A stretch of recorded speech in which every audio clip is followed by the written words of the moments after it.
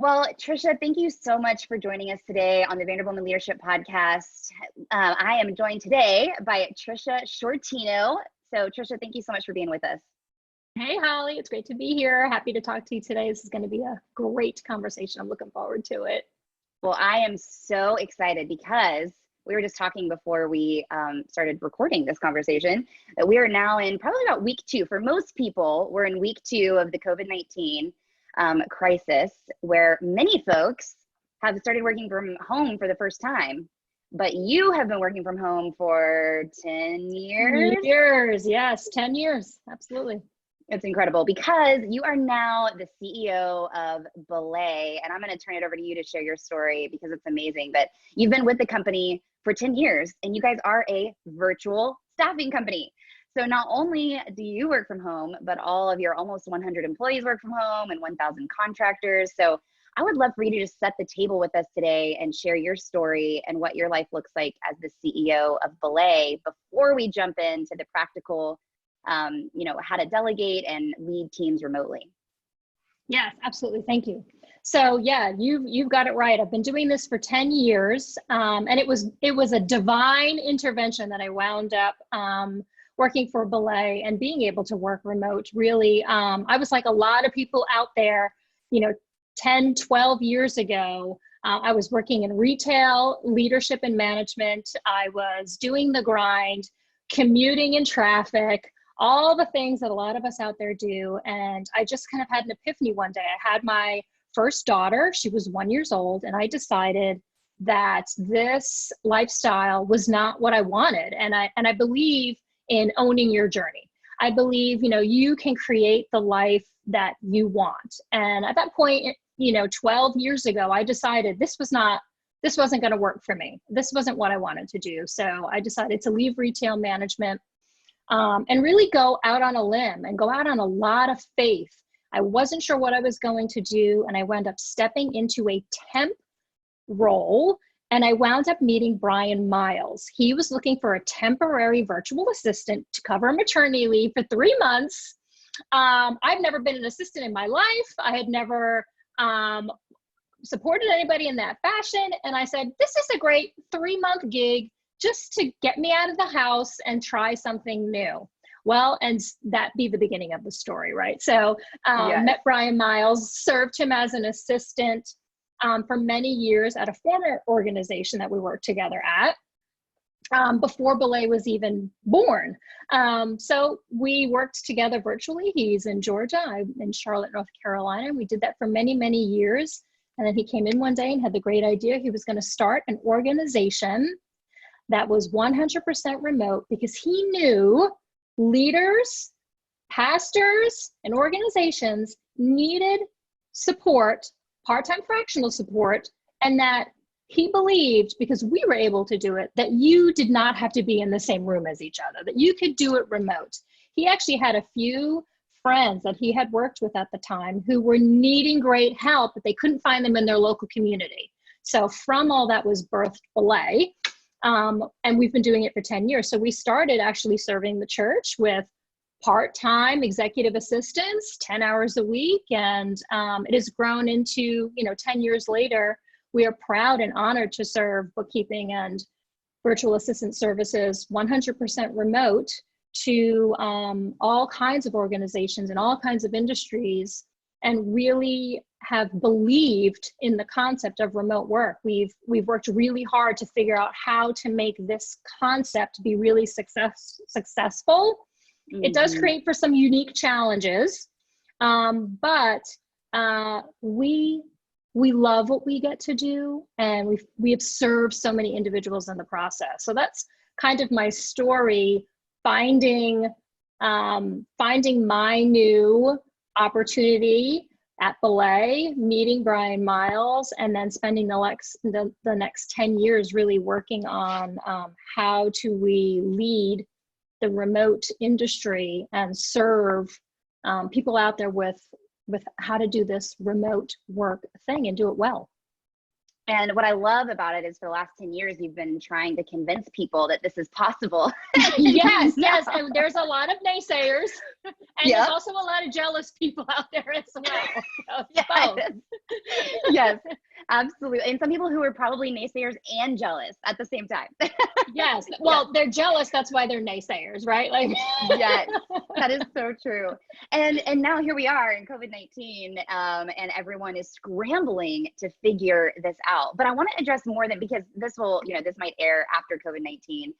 So I want to talk about specifically, begin our conversation with what are the greatest challenges when someone's trying to go remote for the first time, or maybe they're in a situation like this where they've been forced to try to figure out remote working and leading a virtual team for the first time. What are the biggest challenges that they face in those first few weeks or months? Yeah, I think there's a couple things. First and foremost, it's the technology component. So before you can even think about how to engage a team remote, you have to figure out how to get in front of the team remote. So there's a lot of conversation that needs to go in and around about, do you have laptops? Do you have phones? What technology and channels are you using? Do you have webcams? Is the team poised and positioned to work remote and have the equipment they need to work remote? We are big proponents in video conferencing and webcams. So like, does your team have webcams? Do they have the right internet at their home to be able to stream webcam? I mean, one of the things we offer at Belay is resources so that each team can upgrade internet at their homes so that we're not buffering all day. Yes. So first and foremost is really, are you physically set up with the equipment you need to successfully work from home, and getting your team those physical resources to be able to do it? That's part one. Part two is how you work will change dramatically. And I think that initially people will stumble with, okay, I'm supposed to maybe use video, and I'm supposed to use these fun new apps like Zoom, and I'm supposed to maybe get on Slack, and we're going to email each other way more because we're not going to see each other in the hallway. But what does that all look like? So the first thing I would say is like defining your communication strategy and scheduling your communication strategy. So for example, you might, and we do, insist that all meetings are on webcam. We use Zoom, but there's lots of other applications out there that can be used. We use Zoom. We actually insist on our teams using Zoom. We actually love the video capability. We mandate that you have your video on, because there's something to be said for, if I can't see you in person, I can at least read your body language, see your face on video. And you actually lose less than if you just went to conference calls or phone calls.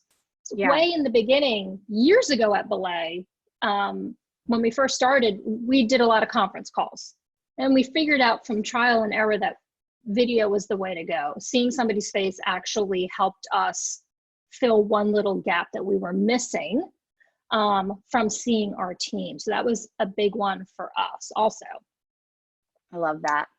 It really does. Video helps you build trust. I mean, everything you're saying, but it really helps you be able to build trust, because you can see the person, and you know they're sitting there at their desk like you and I are doing right now. Right. And they're not distracted. They're not like texting while they're talking to you, and they're not taking notes or not paying attention to you.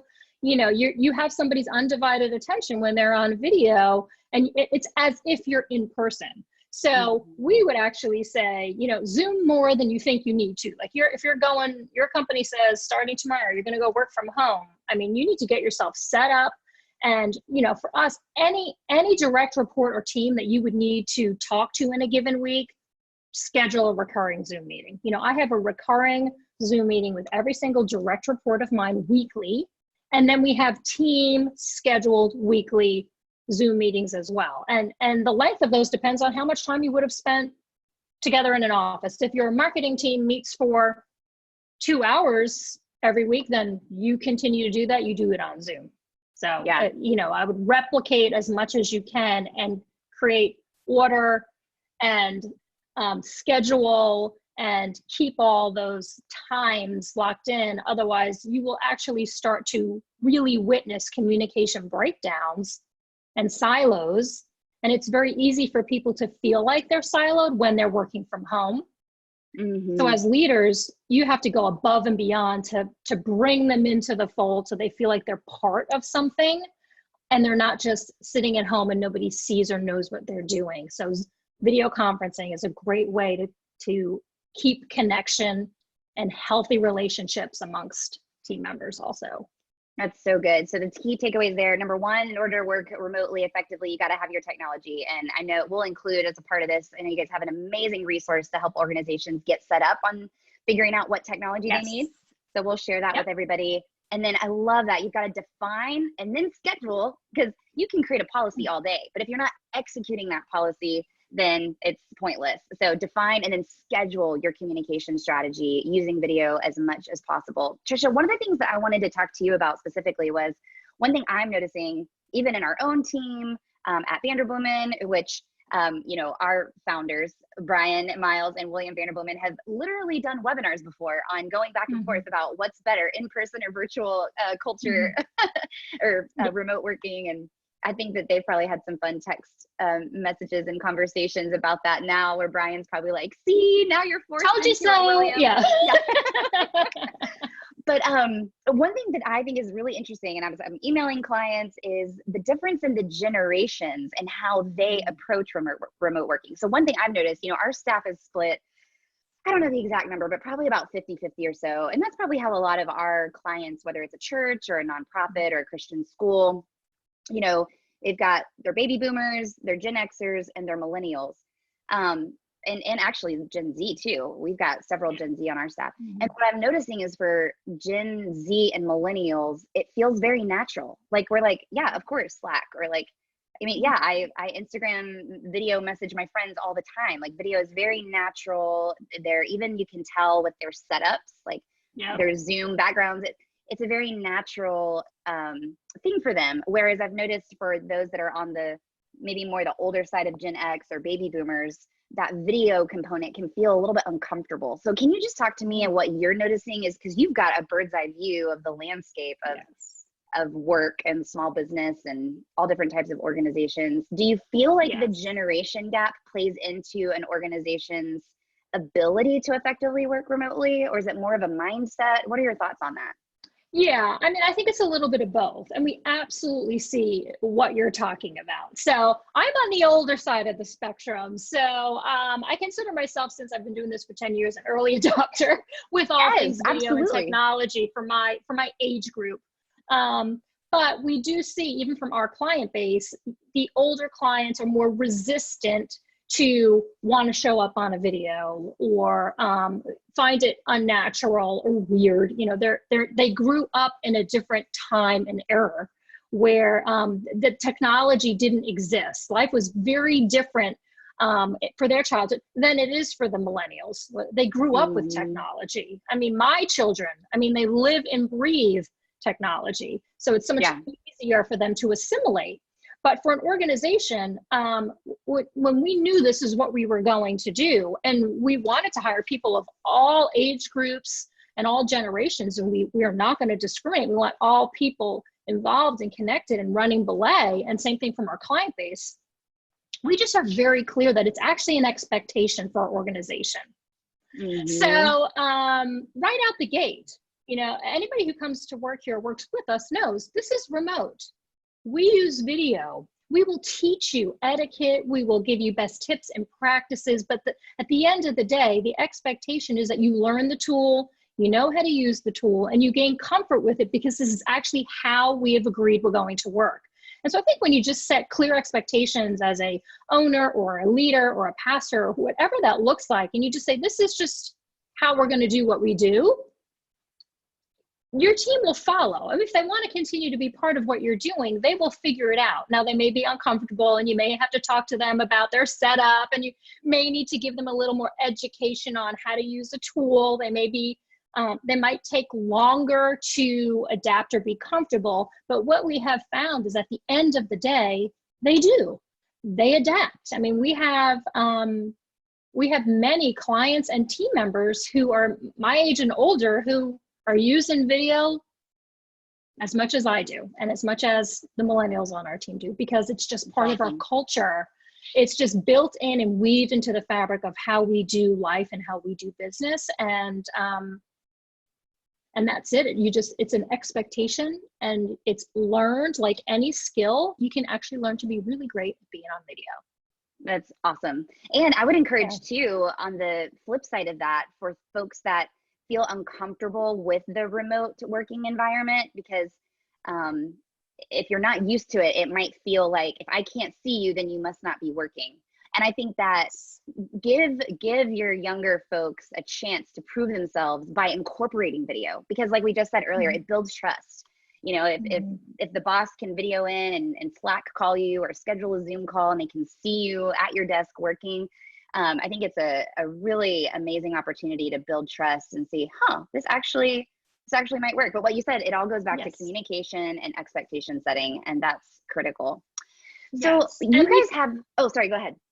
I was just going to say, when it goes into the trying to figure out trust when all of a sudden you can't see people, you know, I'll give a silly little tip. It sounds small and maybe it sounds a little micromanaging, but it's something to try when it's new for you. Have your team send you updates, whether it's an end of week update, a midweek update, a Monday morning update, to just kind of go through like what they're working on, what they've completed, what they're working through.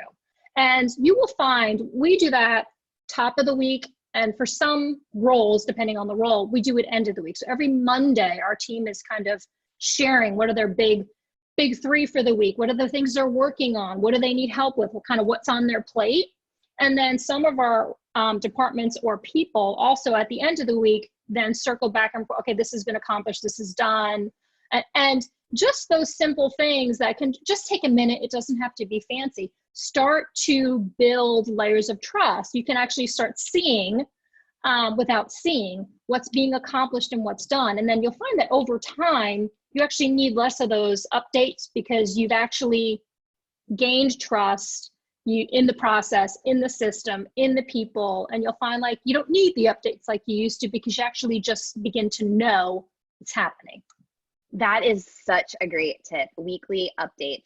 Do you recommend a format, or like, do you require every one of your team members to send you one that is the same format, or does everybody kind of do it the way that they want to? What do you recommend as far as that goes? Yeah, so we let each department kind of flex and do it the way they want to. Each leader is really autonomous in deciding how they want to lead their teams to this fashion. For me, I have like a little baby template that goes out that we all use on Monday mornings. We share our top 3 to 5 things we're working on. We share what help or assistance they need with those things, whether it's from me or another team member or another department.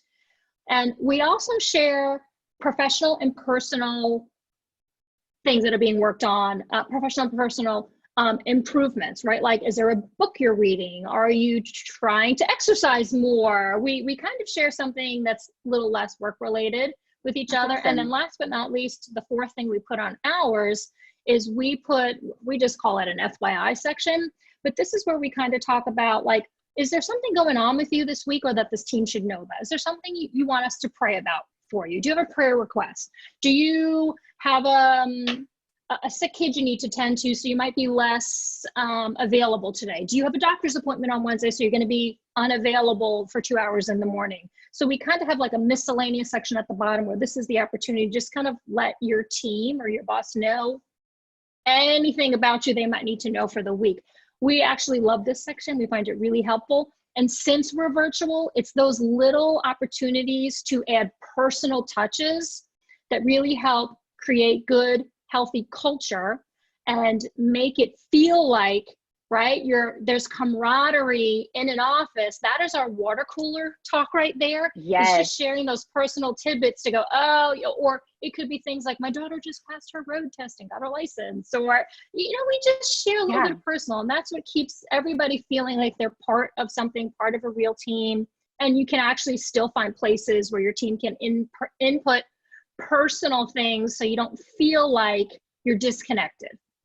Absolutely. That's key. I love the FYI section and the prayer request section, because yeah, those are the things that come up when you're in an office and you can see somebody looks down, or maybe they're isolating themselves a little bit more. But when you're virtual, you might not be able to see that as much. So to be able, as the leader, for you to ask that of your team of how can I pray for you? And, you know, what are some things I can celebrate with you or help you with in your personal life? That's awesome.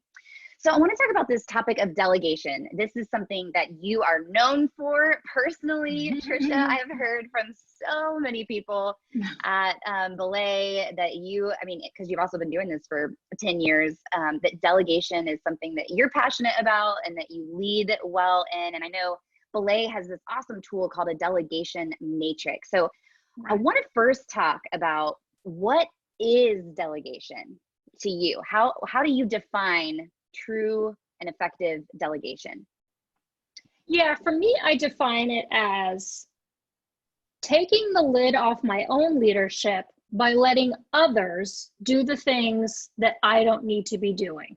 So that is like my one-liner for delegation, right? Like, I love it. I can't be better or grow or do more for an organization or grow an organization if I am capped, or I have a lid on what it is I can do because I'm spending time down here and doing weeds and administration and things I don't need to be doing. I have to have a vision for what I should be doing. And then I need to constantly think through how I stop doing everything else. And that's where you enter delegation. That's so good. And I think that a lot of our church leaders or nonprofit leaders, they really feel that frustration of, what does it look like to effectively delegate? Because the reality is that they have limited resources. A lot of our folks that are listening today can't just go and hire an assistant tomorrow or add a new team member to them. So, and I know, you know, you've been at Belay since, you know, $0 when it was just an idea. Yes.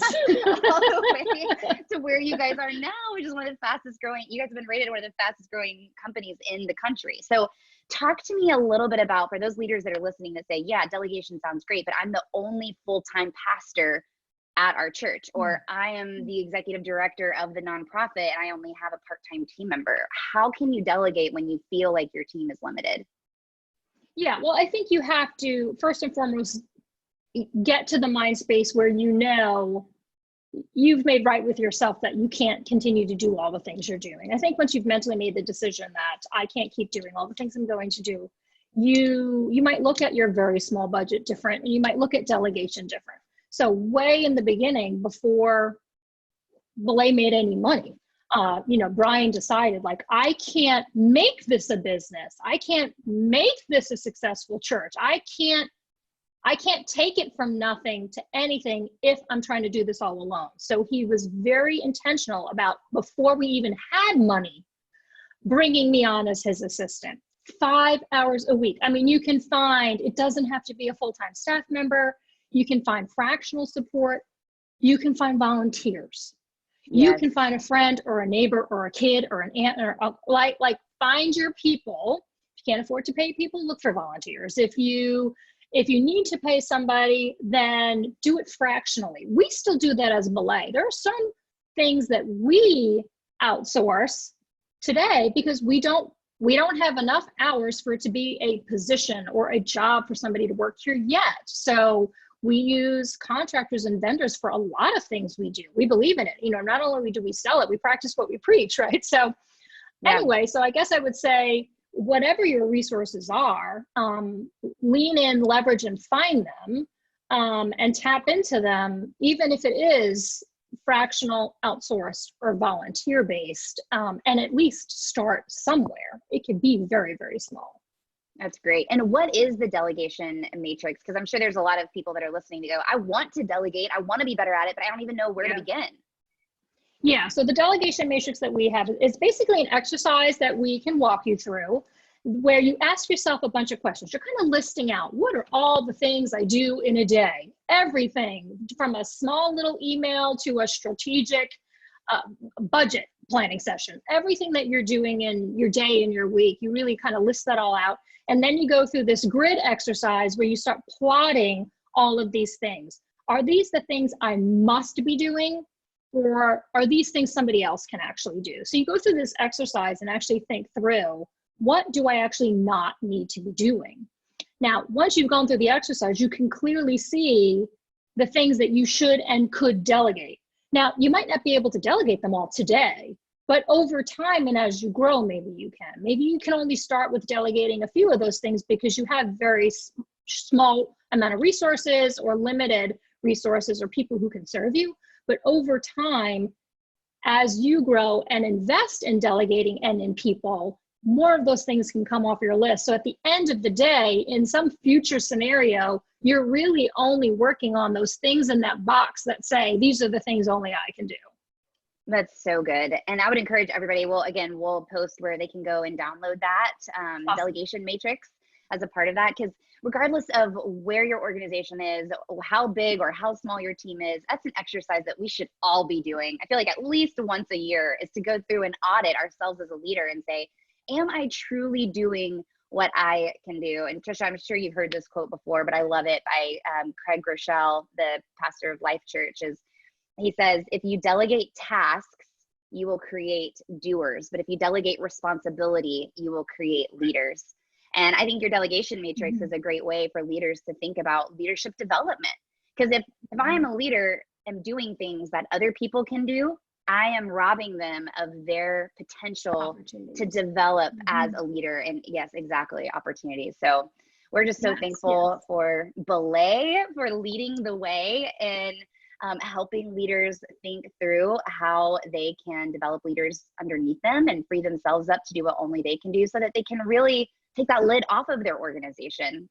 You guys share so many stories on your website about the organizations that you're helping that are growing because that leader made the decision to get that part-time help and be able to free that leader up to do what only they can do. So where can people find out more about Belay and the services that you guys provide?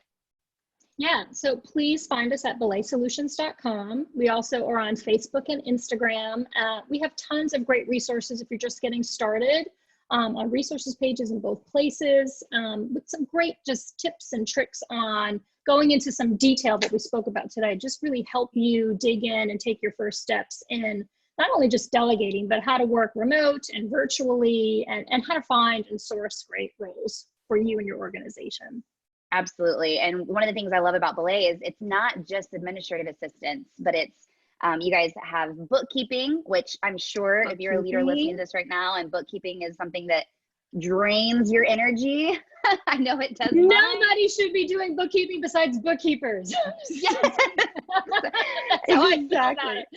Yes, absolutely. So bookkeeping, and then you guys have webmasters that can help as well. So lots of different services that you guys provide remotely, as well as, of course, that support arm of the administrative assistant that we all love and are jealous of folks that have. And so you can have yours at Belay. Yes, you can. That's awesome. Well, Tricia, thank you so much for being a resource, especially in this time of COVID-19. And I would just encourage every leader out there, don't be waiting for things to go back to the way they were before. Take what you're learning in this time of COVID-19, where you're having to shift and pivot and be agile and lead your teams differently. Take that as an opportunity to really build more efficient systems and processes so that you can free yourself up to do what only you can do. So thank you so much, Tricia. We're cheering you guys on. We're so thankful for the family that you guys are at Belay. Thank you. Thank you.